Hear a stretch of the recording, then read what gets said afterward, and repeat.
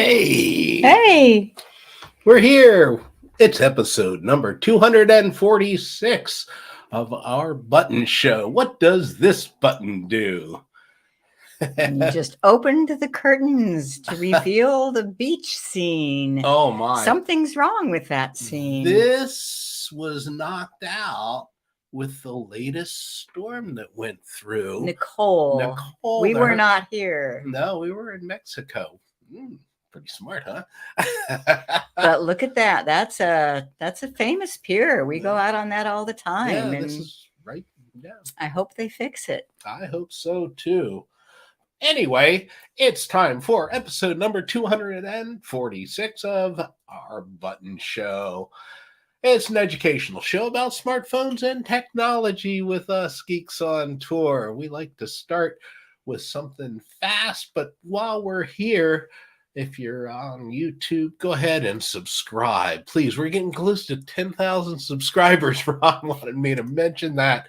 And go ahead and we're excited. Yeah, click that bell and you'll get notified when we go live and do that other stuff. A tip. Chris has a tip. Like to start right off with a quick tip, and this is actually an oldie. I've been teaching people this for years, but it is so good it bears repeating.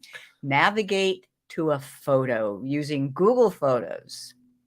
And this is Chris Gould with Geeks on Tour, and I want to show you one of my very favorite features of Google Photos. I call it Navigate to a Photo. Step 1, you open up Google Photos and find the photo of the location where you want to go. We travel a lot by RV, and whenever we park at a campground, I take a picture of our site. Then, when we leave to go for grocery shopping or out to dinner, I know I can get back there. This is how you do it. You just swipe up on the picture, and you should see a map. If you don't see a map, that means that your camera was not set to record the location when you took the picture. And we have another video on that. Now you see I can just open in Maps. I can choose Google Maps or any other. And it's showing me on the map where this is. Now I can get directions and start. And I know that I'll be able to get back to that exact same site. Navigate to a photo using Google Photos.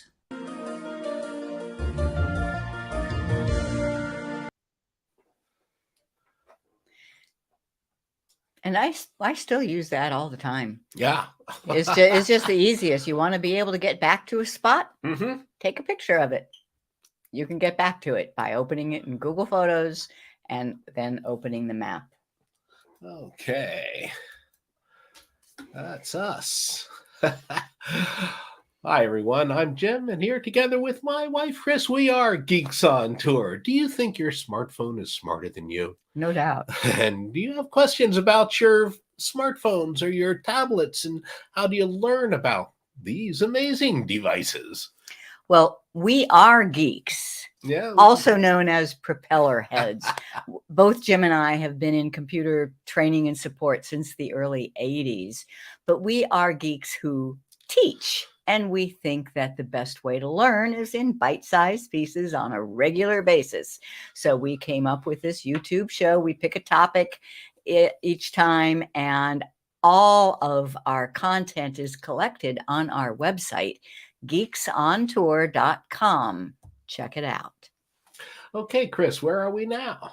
Well, we're back home, but we had a wonderful week last week. We sure did. It was amazing. Celebrating my birthday. Which one? Our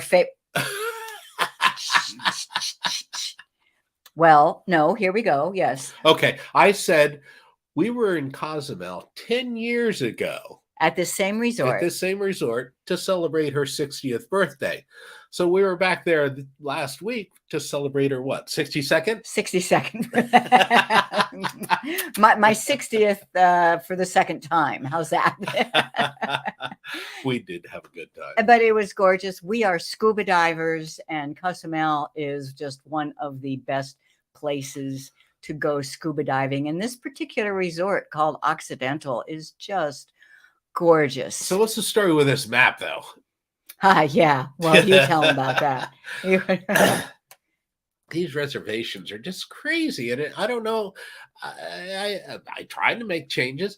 It took us what, an hour and 40 minutes to get from Miami to Cozumel, and It's just a little hop, skip, and a yeah, jump. very close.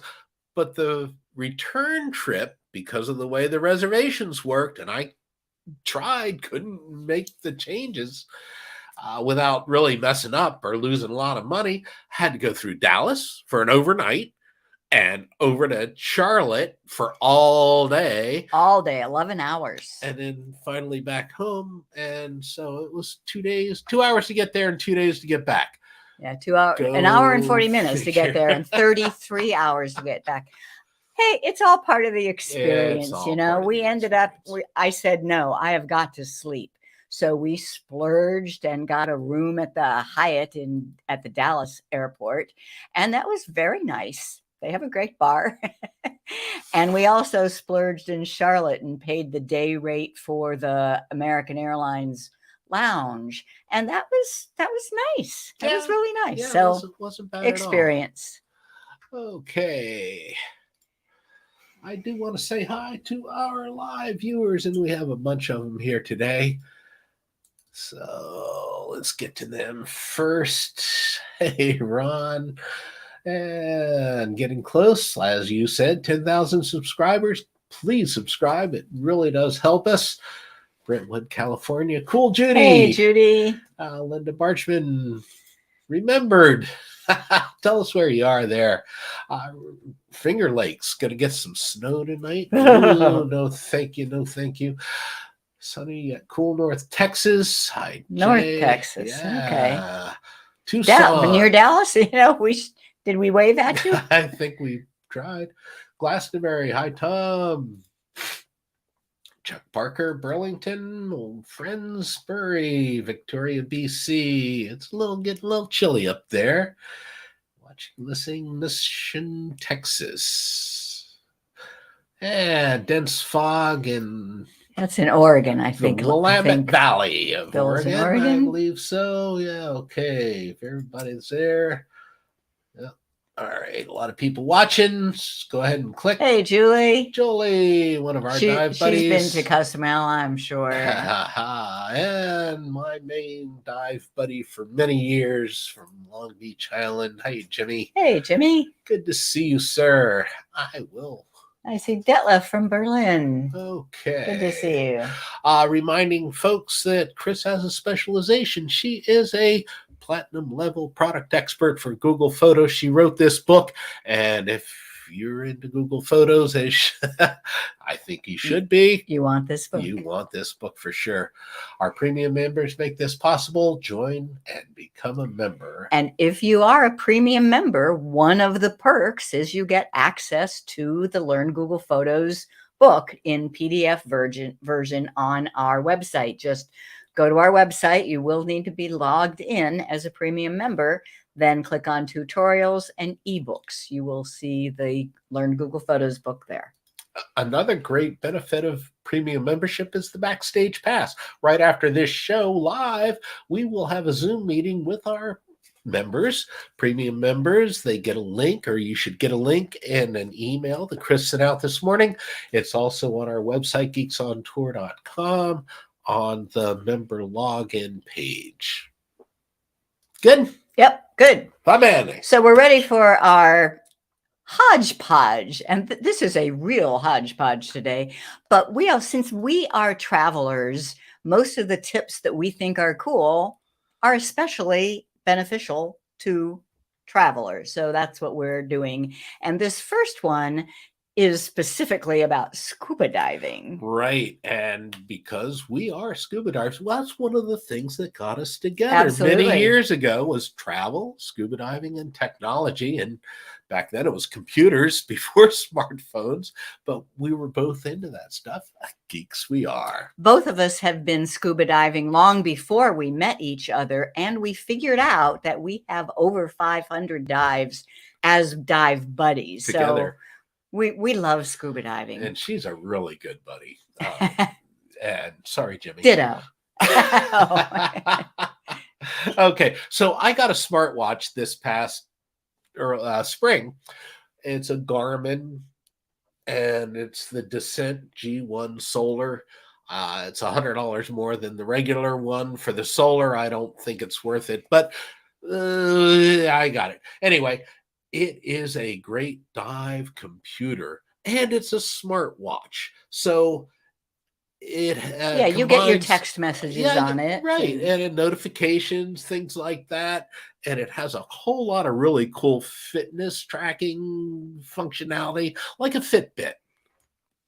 And it has GPS in there. I can use it to pay for things in the store with Garmin Pay or Google Pay, just like Apple Pay, same thing. One thing, it's not doesn't have any cellular capability, so I can't take and receive calls on it. It's not as smart as the Apple Watch that Chris is probably going to be getting here. we'll talk about that in a minute. But probably the first thing, if you're going to use any device to track your diving, the first thing is it must be able to submerge. Most So watches don't take yeah, to the most, water well. I know that my Apple Watch is somewhat waterproof, but I even take it off to take a shower. How deep can your Garmin go? I think it's rated at like 100 meters, 330 feet. It might be more, but it's at least that much. 300 feet is deeper than I plan Yeah, on going. how deep do we go? Recreational diving is typically limited to less than 130 feet, and most dive operations won't take you over 100 feet if you're diving. And we're usually, 30, 40. 30, 40, 60. Yeah, It's kind of rare that we get to 100. But So we have. I think my deepest dive this past week was I got to 96 feet. now we can see exactly, can't we? We can. Because in addition to just being able to go that low, Right. one of the things that this watch does, any scuba dive computer will Right. track your dives. So that's on this. This is Jim's phone. So tell me, what do I do to see how Okay. deep you got? Well, you can see the Garmin Connect icon there. That's the app that came to it with it. Excuse me. And it goes through. You have it already set to the dive log. So those are the dives that I made in the last 7 days. 7 days. Okay. 73. Maximum depth 57, 73, 45, 39. Okay. Oh, these 4 feet and 5 feet. That was probably when we were checking our weight in the snow days. Yeah. There we go. 96 feet. Okay. So that was on the wall in Palancar Reef, and that was, Oh, but now I just tapped on one. What is this green arrow in the red? That's one of the cool things that this particular watch, because of Garmin, Garmin does GPS, it has been GPS stuff forever. The green was when I submerged, because I set that on my watch. The red is a place where I came back up. GPS does not work underwater at all. So it's yeah. It hits when it knows when it lost signal, knows when I went down, knows when I came back up, and it was. And what's this blue mountains things down here? Okay, that's my profile. So I started at the top, I went down, and you can see where I went up and down throughout the dive, and then the very end, there's a 3-minute safety stop, and that's how it works. Yeah, so dive computers have to do a lot more than just track where you are. They track where you are at every minute of your dive and calculate the amount of nitrogen that's in your blood. So they tell you how long you can stay down safely at any given level. And then it also tracks how long you've been up on the surface before you go on your next dive. So dive computers do a lot, and they are wonderful. And the fact that it can just be on your watch now is pretty amazing. Mm-hmm. And I don't have it yet. So then, back to the slide. Yeah. So will Apple Watch, what about the watches that most of us wear. The Apple Watch just came out with a new version called the Apple Watch Ultra. This is different from the Apple Watch Series 8. It's more. And it is rated to, I think it's 100 meters, 300 feet, more than you'd ever need for recreational diving. But I've done some reading. I don't have it yet. And I'm not positive that I'm going to get it, because we have another dive computer that is strictly a dive computer that goes on our wrist, and it works great. This is $800 for the new Apple Watch Ultra. And then all by itself, it can't be a dive computer. It doesn't do all that calculations. You have to get the app, which is called the Oceanic Plus. And with the reading I've done, it appears that you have to subscribe at $10 a month. Yeah. So I'm not sure if I'm going to do that, but. Well, if you can put it on vacation. Right. Yeah. You know, I guess if you're a dive instructor or work on a dive boat or go diving all the time, it might be worth a subscription. But I mean, for the kind of diving that we do, no, I can't see paying a monthly subscription for something that you might use maybe once or twice, maybe a month. Okay, next slide. I don't know how many of our viewers are scuba divers, not very many. So, but we just think that's way cool. We are cool. That smartwatches can now be scuba computers. All right. So this next tip, going along on our HodgePodge, is how to see every place you've been according to Google. I just love this, and there we have a little video on it. Hi, this is Chris Gould with Geeks on Tour, and I just love using Google Maps timeline to show off every place I've been, at least every place I've been since it started recording, which for me was about 2011. Every place you see a red dot is someplace where we've been. I could also show you just where we've been in 2021. For example, every place there's a red dot we went to. Now, how did I get here? Let me show you. You just need to be on a web browser, and you go to maps.google.com. And you need to make sure that you are signed in with your Google account. That's where your location history is stored. If you click the 3 lines over on the left and then your timeline, that's how you get to this screen. You can also see it on a mobile device, either iPhone or Android, as long as you are using the Google Maps app and you are signed in with your account and have location services turned on, location history turned on in your Google account. Now you tap on the account button and you see your timeline right there. Now, the first time I came in here, I was distressed that it looked like I could only see one day at a time. What I'm seeing on the screen right here is just where I've been today. If I tap today, I can choose another day, but I can't choose a whole year like I can on the computer version. I can see every place I've been, though, if I tap on places.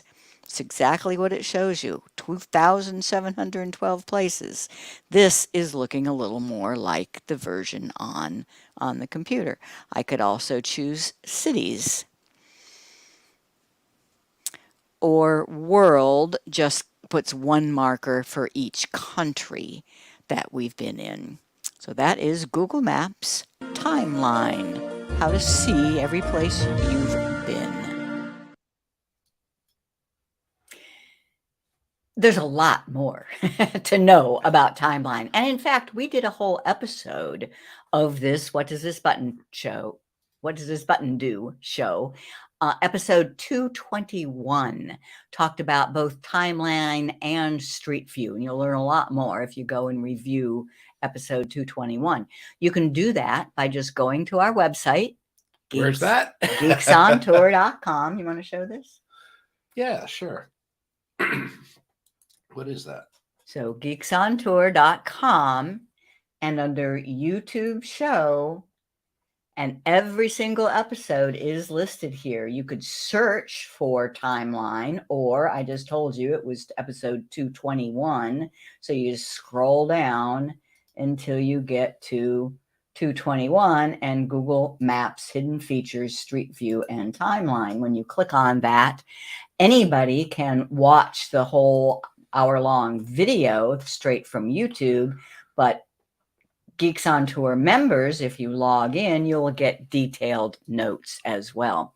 So that's more on timeline. Now, realize that you do have to have your location history turned on.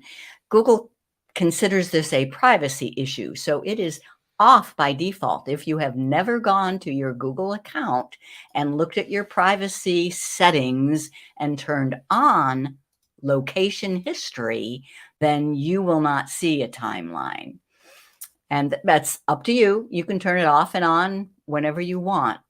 I think it's wonderful. It's especially for fading memories to see where was that place that we went to. Google Timeline can show you. All right. I love my timeline too. Yeah. Apple Watch screenshot. Now, here's another one. We did a whole What Does This Button Do? Episode 232 on how to take a screenshot on any device. And one of my favorite tips from that, which I have implemented, is on my iPhone. I have set it to just 1, 2, 3, triple tap the back of my phone to take a screenshot. And if you go to episode 232, you'll see all about that. But one device that we did not cover is the Apple Watch.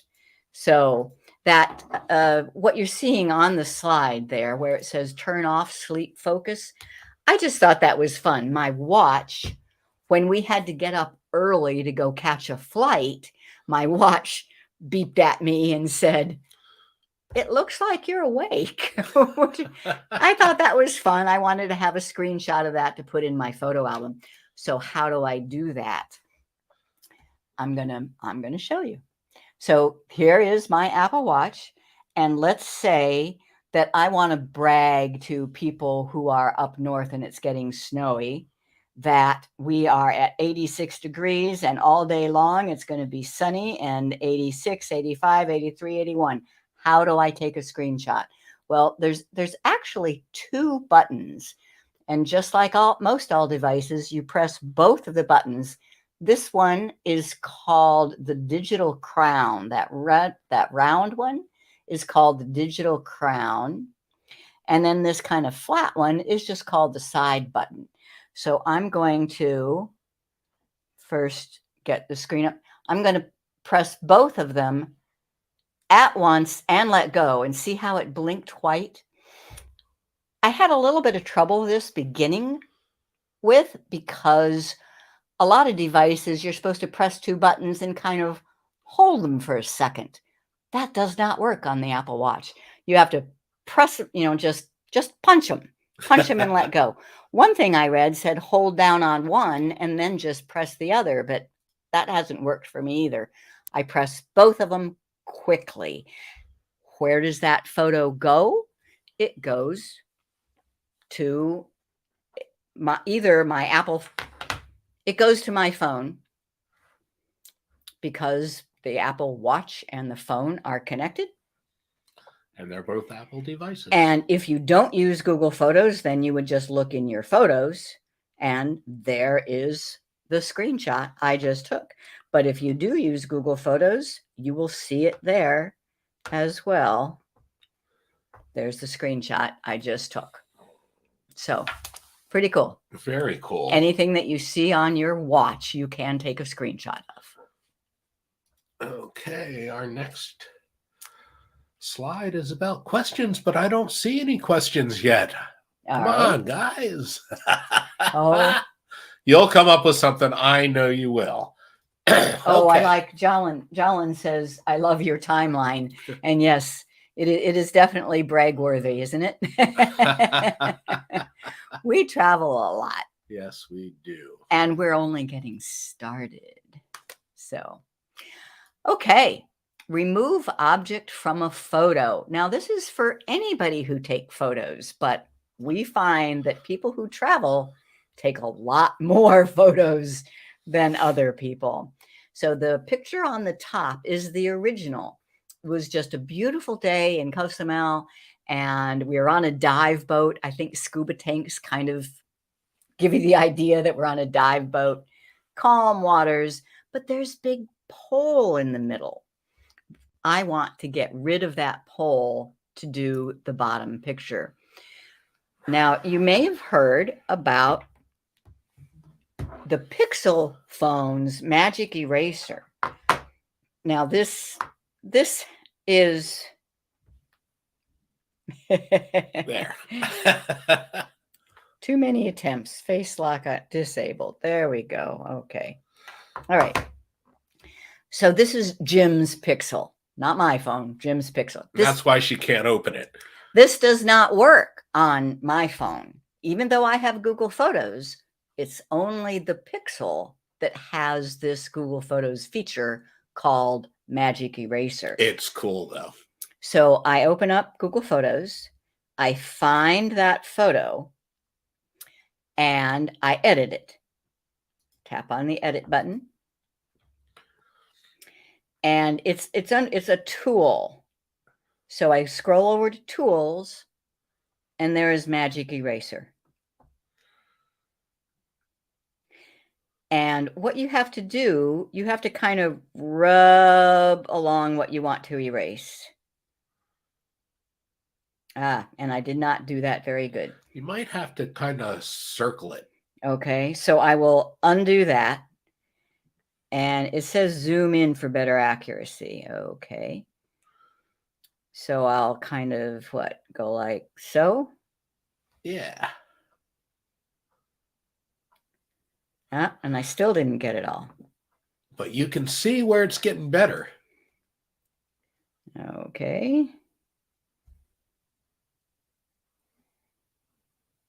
That's pretty good. But it took me a couple of tries. And you might have messed up the tank a little bit there. Yeah, not bad. Oh, can I keep? So this is kind of like the heel on Snapseed. Snapseed. Yeah. Very much like the heel. Okay. But so here is one thing that I actually think is a little bit better. The jury's out on this one. On the Samsung. So on my Samsung, I said the Google Photos does not have that feature. I can't go to Edit and Tools. Magic Eraser is not there. It's only on the Pixel. But if I go to Gallery and find that photo, now that's the tricky part. Find that photo. And there it is. And edit it. On the Samsung Gallery, the edit button is this pencil. Then I have to know that under the 3-dot menu, there is Object Eraser. It studies the photo, and it says tap or draw around. So I can just tap on that post, and notice how the whole thing turns a little pink, and erase. I think that's pretty cool. I think that does a nice job. And I've used it. Now, if you really, really know what to look for, you can see that something has been done in here, but nah, I think that's just excellent. And you would tap done and save, but I'm not going to because I might want to do this again. All right, so that's remove, and it's really good for taking people, extraneous people out of a photo or a garbage can or, anything that you don't want in the photo. That's why it's called remove object. Tunity. Okay, well, this is mine. Tunity is an app that I discovered several years ago when we were traveling around the country in the RV. and it works on Apples and Androids. I have an Android, and we were in Mexico and we were in the lounge there, and some TVs were on, and I like to watch football. And this is how we discovered it in the first place. You can listen to the sound of a TV that's doing It's playing broadcast. broadcast. TV. It has That's to the be key. broadcaster. Oh yes, cable live. Yeah, live TV. And you just use the app to scan the screen. So you kind of hold it up, you say scan, it'll scan the video, and it'll try and figure out what channel you're watching on that TV and supply the sound for that, the audio track. And it worked in Cozumel in Mexico. I haven't tried it in other countries, I don't think. Yeah, we usually have used it around the United States when we go to a sports bar and want to watch a game. Yeah, we're missing the game, you know. Well, we can rewind it on our system. Yeah, so we will still watch the game. But it is so cool. And if you have earbuds, you can put those in and you can have your own TV. And it's free, isn't it? It is free. Yeah. Amazing. And it works great. So you can also use it as a local mute the TV. If your wife doesn't want to listen to the football game, you can put your earbuds in and listen to it on the device. It's fun. Okay. That's a good one. And translation. So obviously, if you're a traveler, translation is key. And you might know about Google Translate. Well, sometimes it can be aggravating to sit there and try to use the live Google Translate and get something in the screen until it gets translated correctly. But our tip was, if you just take a picture of it, then Google Photos with the lens button can translate it for you. And if you didn't get this tip last week, we did not do a live show last week because we were in Cozumel, but we still sent out a tip. If you did not get that tip, that means that you are not subscribed to our newsletter. And if you just go to geeksontour.com and free newsletter, get on that list so you will be alerted to any of these things. Okay, and here's another one of mine, rechargeable batteries.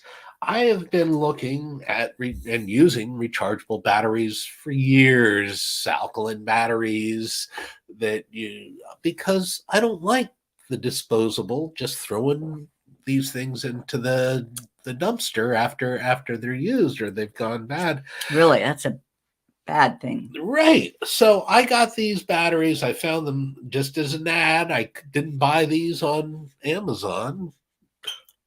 Horrors. And they charge with a USB cable. And they give you these multi-USB cable Put it under here. things. Yeah, go ahead. This is just so cool. I mean, the battery itself has a USB-C port. It's tight, yeah. But you can charge these things over 1,000 times. So it will give you a much better cost per use on these batteries. One thing, I got some D cells. These things are less than half the weight of a standard D cell. The other ones aren't quite as much, but they're rechargeable. You can pop the top there and plug them in to any USB charger.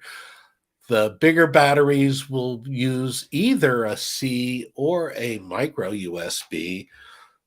Most of those are going now to C, but they give you these cute little multi-device. One thing, they say they're sustainable, but they put them in a plastic case. But it does keep them nice and handy with the charger. So I will be using these. They use lithium-ion technology, which is better. It's the best technology for batteries out there today. They're smart. They recharge quickly. The old chargers took 12 hours to recharge a set of batteries, a double A, four of them, and this thing will take less than 2 hours to fully charge. They have little lights on them blinking. I forgot. I thought that was.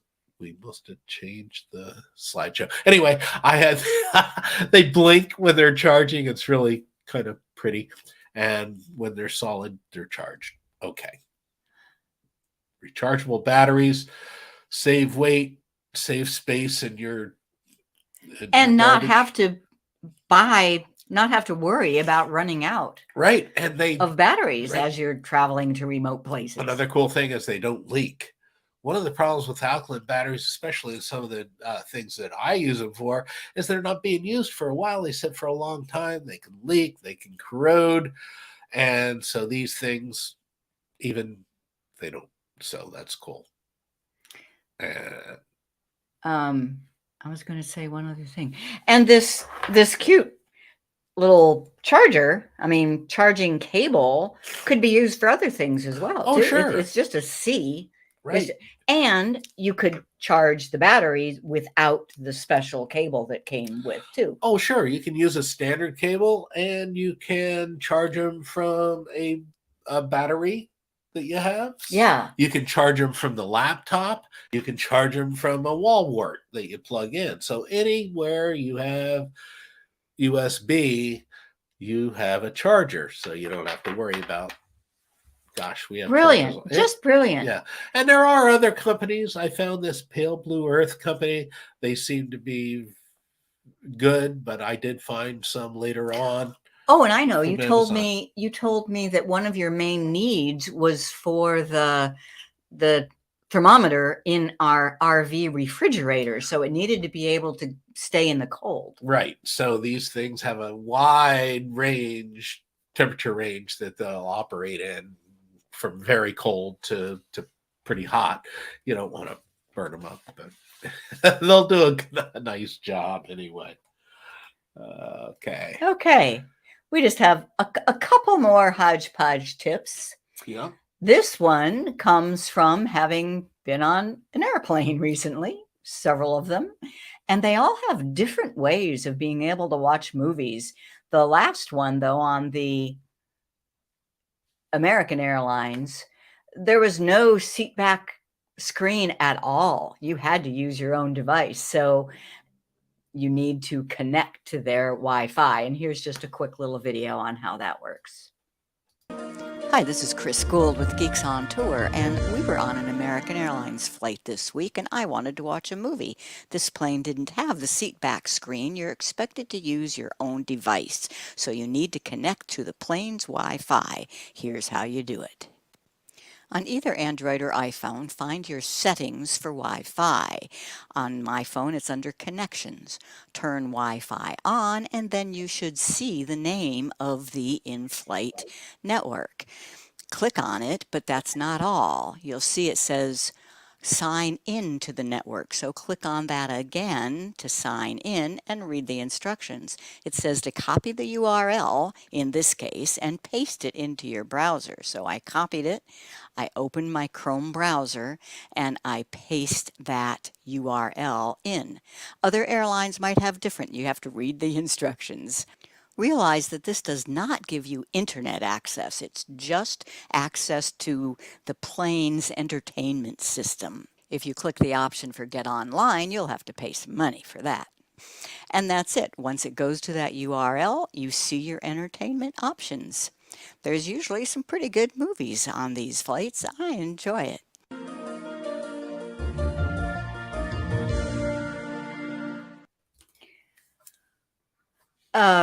Yeah, so if you want internet connection while you're on the airplane, that's a whole other thing. But it's interesting how a lot of airplanes are either encouraging you or forcing you to use your own device if you want to watch movies. Now, that's no problem whatsoever if you brought a iPad or some other kind of tablet.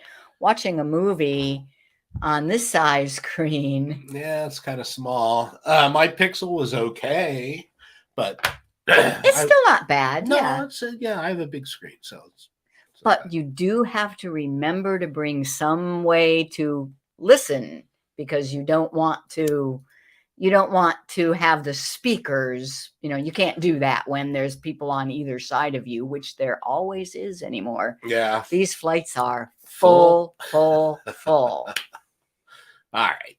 Enough. Okay. One last one, and saving the best for last. I know that Judy Reinheimer is watching, and this is something that she's done also. I am not the only one who had a close family member die, and I want to spread her ashes. My mother died a couple years ago, and she was a world traveler, and I think she should continue to be a world traveler. So I made a photo album of every place where I have spread some of her ashes. I want to show you that album first. And then, so in Google Photos, I have an album called Marilyn's Ashes. And every place where I've been, where I have spread some of her ashes, I've taken a photo. But what I want to see the locations on a map. So that's what this is about. Back to the slide. This slide shows all the places where Marilyn's ashes are. And I just think that's pretty cool. Now, if this is something that you might want to do, you might be surprised at how easy it is. And we have a video on this. Hi, this is Chris Gould with Geeks on Tour, and this tutorial video is about how to plot a group of photos onto a map using Google Photos and Google My Maps. First, I'm going to take you to my Google Photos and show you the group of photos we're going to be working with. So photos.google.com, and notice I'm logged in with my little face there. And this is a group of photos of presidential museums. In our many years of RVing, we've made a point of visiting every presidential museum. So I put one picture from each museum into an album called Visited Presidential Museums. Now, each one needs to be geotagged. You need to have the location information. And how you see that is with this little eye. If I click it on, an information panel opens up to the right, and we see the map of where this was taken. I look at the next picture. This one doesn't have a map, but notice that it has where was this taken. I can click there and enter Reagan Presidential. Oops, that's house, so I got to keep typing. Anything that is in Google Maps you can attach to a picture. So this is the presidential library, yes. And it adds the map.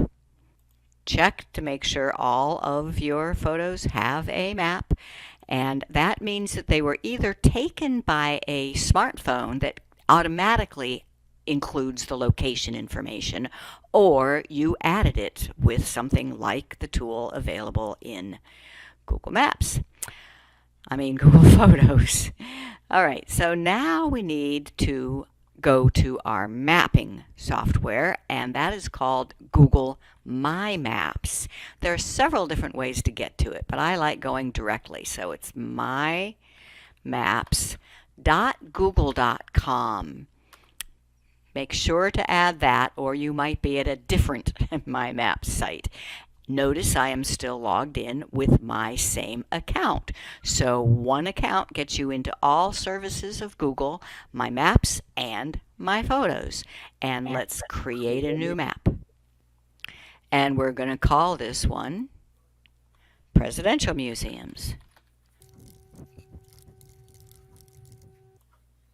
Now here's where it gets really easy. I'm just going to import a photo album. Now, I have lots of photo albums. You might not have to search through them as much as I do. But there it is. Visited presidential museums.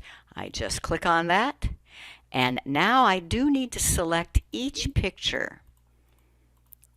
I can't even click and shift click. I don't know why. I have to click each picture and then select and watch what happens. Boom. They are all located where they belong. And there's Nixon's and there is Reagan's. Now I do have to go and edit their titles because they came in with a title of their location. Click on each, and you can click on them over here in the legend as well. So that one, and then the edit pencil, and then save. Whenever you make a change to a marker, you have to save. And there I have my map of pictures.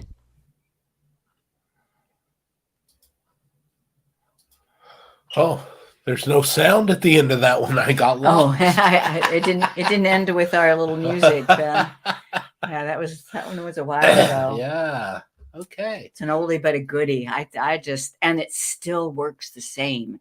They haven't changed Google My Maps in years, which makes me a little bit worried, but it still works. Okay. So, questions. I suggest use of a bosun's chair to zip line across the missing pier section. Yeah, okay.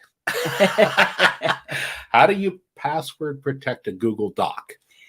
Okay, so this is just a random question. Now, Ed, I'm pretty sure I know you are a member, so this is something I have to research and make sure I'm telling you right. So what I'm going to do, I'm going to copy your question and put it in our website under the Ask the Geeks, the Q&A page. So I will answer you, but I want to make sure I answer it right. So I'll email you when I have that done. She doesn't know everything. Yeah, now right off. It's really only Google Photos. I am prepared to just answer questions off the top. And sometimes she even makes me answer these questions. I don't know anything. Is a photo stick worth getting for sorting out a mixed up photo collection? That's something I am kind of planning on doing a whole show on. The photo stick, you're talking about a USB that can connect right directly to your phone and get all the pictures off of it. It depends. They work just great, but some of the advertising tells you that they do things that they really don't do, or you need to understand exactly what the limitations are. So sorting out a mixed up photo collection, no, I think photo sticks are fabulous for just making an extra full backup. You just plug it into your phone, get all the pictures from your phone onto this little USB stick. But as far as sorting them out, I don't think so. All right. I have 3 albums from a recent trip. How do I merge all the albums into one? Okay, now that one, I know, assuming you're talking about Google Photos, there is no command to say merge albums. But, think about it. It's not that difficult. You have album A, B, and C, and you want A to include everything from B and C. Open album B, select all, click on the first one, shift click on the last one, and then click the 3 dots, add to album, add them to album A. Go to album C, repeat. So you have to select all from one album, add them to the one that you want to be the main album. And then you can later delete the albums B and C if that's what you want. Realizing deleting an album does not delete the photos. It just deletes the structure of that album. Okay, Julie says for those of us using Picasa, the retouch button does a pretty good job. Yeah. Picasa people are still out there, and they're scary. It's true. Retouch is good. I don't think it's as good as what my Samsung did, though. No, it does a nice job. And so does the Snapseed The heel. Snapseed heel is pretty much the same as the Picasa Hi, Barry. Retouch. Okay. Hi, Barry. Those battery chargers with multiple ports are great. I have the earlier version and can charge more devices than the. Yeah, sure. Cool. Absolutely. And Tom says, I upgraded my phone to S22. Want to change the ringtone. I can't figure out how to load the ringtone to my media folder. Well, that's another question. That's another one. Now, Q&A. I know that Tom is a premium member, so that's another one. I'm going to have to put your question into our Q&A, and I will answer it there after I research and make sure I'm answering you right. She promises. Or I promise to make him answer it. That might be one that you'd be better at than me. Okay. Did you learn something? This is where we get to ask you questions. I don't see any more questions from you. So here's some I have for you. True or false? Smartwatches have an underwater depth limit of no more than 100 feet. False. Jim's smartwatch has 100 meters, which is 330 feet. Now, most smartwatches, have a 6 foot? Yeah, they're okay if you drop them in a pool maybe and fish them out real quick. You can take a shower with them on, but the ones that are made for diving can go deep. Yeah. All right. In order to see your travels on Google Maps timeline, you must turn on A, account history, B, location history, C, personal GPS, or D, your phone. You probably should have your phone on if you want this, but the answer is B. So B and D. Location history. Okay. So true or false? Google Photos can remove unwanted parts of a photo. False. That's a trick question. Yeah, okay. Because I use Google Photos to do my editing. You can do it. Yeah, but it's Google on a Photos Pixel. On a Pixel has a special feature called Magic Eraser. But Google Photos on my iPhone or on my Samsung, no, cannot do it. And even an older Pixel. Oh, right. Okay. It's just the newer ones. So the app that allows you to listen to a muted TV is A, Game Day, B, Hearing Aid, C, Listen In, or D, Tunity. D, Tunity. It's cool. It is a cool app. To take a screenshot of your Apple Watch, A, press digital crown and side button. B, you must use Siri, or C, you can't do it. I didn't think I was real surprised when I learned this. It's the digital crown and the side button. Just punch them quick. You can make a map using a group of geotagged photos with A, Google Photos Map View, B, Google My Maps, or C, Photo Plotter. B, Google My Maps. All right. I want to remind our webpage. our premium members about the Backstage Pass. Right after this show, we have an online Zoom meeting. You should have gotten a link from Chris in an email earlier, our premium members. If you're not getting those emails, check with us and we'll make sure that you get on that list. And that's also a link on our website, geeksontour.com, member login link page. Okay, Chris. geeksontour.com. Sign up. Please sign up for our free newsletters. We love sending you information. We promise not to abuse your email address. Members, premium members, get the latest edition to Chris's book, and that's at a link, geeksontour.com/ebooks.